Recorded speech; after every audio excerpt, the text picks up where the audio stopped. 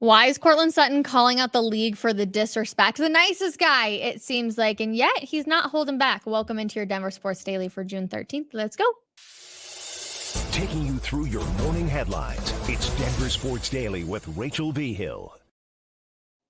Sean Payton had mentioned that Courtland Sutton and himself had a morning meeting on Wednesday after Courtland spoke to the media. No, naturally, at the UC Health Healthy Swings event that happened at Coors Field last night, the media, of course, had to be like, hey, Court, what did you and Sean Payton talk about? And of course, he had to answer, but he didn't hold back on talking about how the league feels like disrespected the Broncos. Take a listen. It was nice to be able to chop it up with him and us be able to have a good conversation and keep moving forward. That's the biggest thing. Our biggest priority is getting ready for this upcoming season. I think it's gonna be a lot of fun.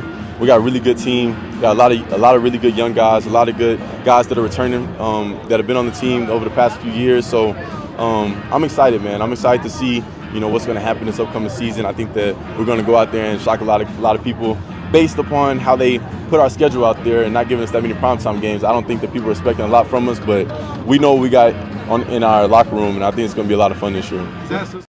Courtland Sutton ended up winning the Healthy Swings event. You could see he was actually holding his trophy right there, but I appreciate that Courtland Sutton is saying that he feels like the Broncos were disrespected by not getting enough primetime games. But in order to get those primetime games, you have to win the games the year before and be of interest, essentially. Now, I'm not saying that they're totally not going to be of interest and people aren't going to care. People care about Bo Nix. People care what that team is going to look like. But people also care if Courtland Sutton is going to be out there at training camp. And for the next month, until it's the first day of school, first day back at school for training camp, everyone is going to be talking about if Courtland Sutton will actually make an appearance and be there, even if the contract extension doesn't get done. So what's going to happen? If I knew the answers, I can tell you right now, I would be a betting woman, but however, I am not. So we'll have to wait and see. But I appreciate Courtland Sutton, of course, speaking to the media. I appreciate him talking about his quote unquote meeting that they had with Sean Payton, even though he didn't really go into it very much, and appreciate that he's, saying that people are doubting them and that they're going to have a really good product out on the field. So we will see what ends up happening. But also, we all remember making fun of Sean Payton just a little bit in the nicest way possible about his eye that he called the wrong play. Yeah, that was definitely interesting. Well, 9 News and 104.3 The Fan Broncos insider Mike Kliss reports that Payton had cataract surgery on his left eye last Thursday and will get the right eye done this week. Payton was joking with Mike Kliss and said, first ever day wearing sunglasses coaching after Broncos minicamp on Tuesday. This all stems, like I said, from that January 9th press conference. It was the end of the season. Everybody was sad, and Payton did, in fact, make people laugh by saying he admitted he did something wrong during a game that hurt the Broncos simply because he couldn't see the play call properly. He goes on to say, I want to get my eye fixed so I can call the right play, and I don't mess up and call the wrong play on a play that happened one time this year. He said, that was embarrassing. Embarrassing, that is for sure. The Broncos will not be practicing on Thursday as Sean Payton has changed his initial plan and will now give the team a head start on their summer break. The second-year head coach of the Broncos felt accomplished, that the team had accomplished a lot in their spring practices, concluding on Wednesday's second and now final day of minicamp.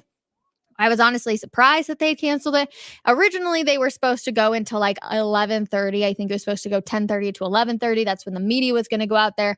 And then Sean just said, hey, you know what? I like what we saw these past 2 days. There's no reason to have anybody. I just don't understand. And maybe you can tell me if I'm wrong. You have 3 days of mandatory minicamp, just 3. Why are you canceling one of them? Like, you're canceling 33% of those 3 days when I know these guys are about to go be off for the next 5 weeks, 6 weeks. I'm like, I don't know, do some team bonding or something like that. Now, granted, I'm not one of those people that's like, I love doing team bonding and those type of things. So I'm sure the players don't either.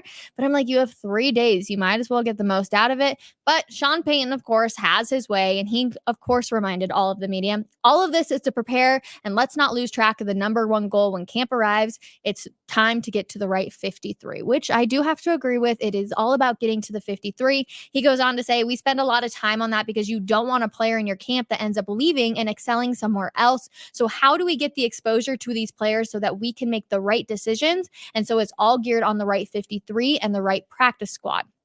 I agree. It's all about the 53. It's all about figuring out your practice squad. You're going to see who you already know. Hopefully, we're narrowing it down to some players, especially the wide receiver room, because there's a ton of them that have a ton of potential. And then, of course, let's get down to 2 quarterbacks. Let's have a 50-50 battle out there at training camp and not 3. So we'll see what obviously Payton ends up doing as we will approach training camp. It's going to be here before we knows it. But hey, they won't have practice today, so we're off, I guess. I won't be getting any more sunburns. If you could see my shoulder right now, you would say, Rachel, what are you doing? Why aren't you wearing sunscreen? And I can tell you I did, and I still burned. Moving on over to the Saints, though, because will Saints tight end Jimmy Graham return to the NFL next season? No one knows, including Graham himself. And I bring this up because I've called it multiple times before. The Broncos are the Saints 2.0. So Jimmy Graham, I know he's still under contract, but could the Broncos possibly see some, interest in Jimmy Graham? He's obviously been under Sean Payton for quite some time. Maybe, but that depends on if he's going to be hanging it up. The 5-time Pro Bowler says he's not sure yet whether he's going to hang up his helmet for good, and he plans to solicit advice from the New Orleans coaching staff. I'm going to reach out to the Saints and figure out what's best, and then make the decision when it's best for me to retire. Rumors regarding Graham's potential retirement have been swirling since March, when he posted an Instagram message that read, "Things ended rather quickly after the season. I didn't have time to speak to the media and express my gratitude and heart for what New Orleans has meant to me. Thank you for taking a chance on a kid who many didn't believe could do it. I wish our time had been many more years, but I'm grateful for every snap I was given." So we'll see what ends up happening with Jimmy Graham. No, I don't actually think he's going to become a Bronco, but it's a fun storyline while we wait for training camp to get underway. Another thing that's really fun is last night, all of Twitter was talking about Tom Brady. He was inducted into the New England Patriots Hall of Fame on Wednesday night. The ceremony took place in front of over 60,000 fans at Gillette Stadium. How fun would it be to have a ticket to this one?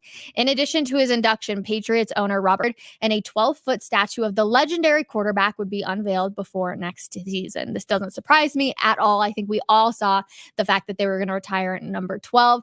But among those also in attendance at the ceremony were Bill Belichick, no surprise, Rob Gronkowski, no surprise, Drew Bledsoe, no surprise, Julian Edelman, no surprise, Randy Moss, no surprise, and then the one and only, the great Peyton Manning also showed up and surprised TB12. If you haven't seen that video, I wish we could share the rights to it on here, but it is really good. There is some foul language in it when obviously Tom Brady realizes Peyton Manning is showing up. So I definitely recommend checking it out after the show is over today. Because again, it's a good laugh, and Peyton Manning always does things at like the most excellence level. And so, of course, he did it again. This came out this morning. A new Netflix documentary series titled Receiver is set to premiere on July 10th. Now, it's, of course, no news that this is coming out. We've heard Receiver was coming out, but the fact that it's coming out on July 10th, it's focusing on the lives and careers of NFL wide receivers. The series, a sequel to Quarterback, features prominent players such as Justin Jefferson with the Minnesota Vikings, Amon-Ra St. Brown of the Detroit Lions, and it aims to provide an in-depth look at the skills and experiences that make these players some of the best in the game. I'm actually really excited for this. The way Justin Jefferson is talked about, and I don't watch a ton of Minnesota Vikings games, so I'm excited to see a little peek behind the curtain and what it's actually like for him. This is produced by NFL Films. The series is highly anticipated by fans and commentators alike, with a significant attention drawn to the feature players and their unique stories. So it will definitely be an interesting one, and I can't wait to tune into it. The Boston Celtics, they defeated the Dallas Mavericks 106-99 in Game 3 of the NBA Finals on Wednesday night. Game 3 saw Jason Tatum put up 31 points, while Jaylen Brown put up 30. The Celtics are now 3-0 in the series. Mavericks, this isn't looking good. And Luka is getting torched by the media, by the fans of social media. It's not looking good at all. The only reason now at this point that I hope that the Mavs can win one game is because I can tell you, as a Nuggets fan and somebody that was able to be there when they beat the Miami Heat last year, I hope that it can go back to the Celtics. I hope it can go back to Boston, where they can celebrate with all of their fans and not win in Dallas. So that's my only hope of why I'm like, okay, I would love for the Mavs to win one more game to possibly, extend the series just a little bit. But I have a feeling the Celtics are going to finalize that series here in just a little bit and be crowned NBA championship or NBA champions. And then we can all be sad because it means that the Nuggets are no longer the reigning champs. That breaks my heart just a little bit, everybody. Yesterday, if you missed it, was the day that the Nuggets did win their championship. So breaks my heart just a little bit that here we are, we're talking about this. But last thing, we actually don't have any graphics for this, so because it's so new, but the NFL has penalized the Atlanta Falcons for violating the league's anti-tampering policy by docking them a 5th-round pick in the 2025 NFL draft and imposing fines totaling $300,000.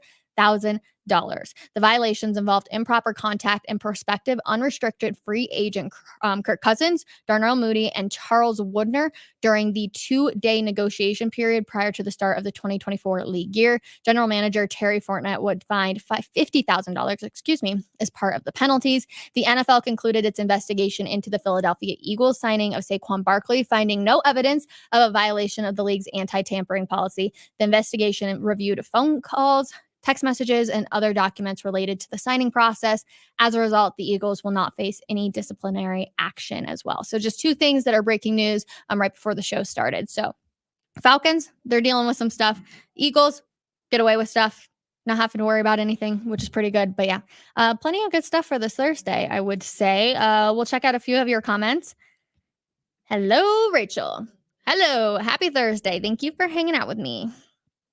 Nuggets were the only team to beat the Celtics. What could have been breaks my heart just a little bit. I was going back and watching all the videos that I did from the championship day last year, and it's crazy that it's already been a year. I can't believe it. So I'm still sad. Like all the Nuggets, they're all chilling, but we're going to be able to watch Jokic and Jamal soon in the Olympics. So we obviously wish them best of luck and no injuries. Fingers crossed. Knock on all the wood. We have nothing to lose with Nick starting. It's a fair point. I get it. But Sean Payton's not here for like the 10-year, 5-year road. He wants to win now. So whoever it's going to be, I think it's possibly going to be Jared Stidham. He looks really solid. And again, he's not a rookie. But Bo Nix obviously played so many years in college too that I could totally see him going out there week 1. Very much up in the air. Cecil Lammy and I talk a lot about Bo Nix and how he actually struggled yesterday. So make sure you tune into that at 12 p.m. for coffee break. Again, a really good conversation over there. I can't believe minicamp is over. I'm like, where did the time go? It flew by, even though it was only 2 days, and training camp is going to be here before we know it. So enjoy it while we can, everybody. Summer is officially here now. And then we will see you guys tomorrow for another episode of Denver Sports Daily. Have a wonderful Thursday. Get back to work, everybody. Bye.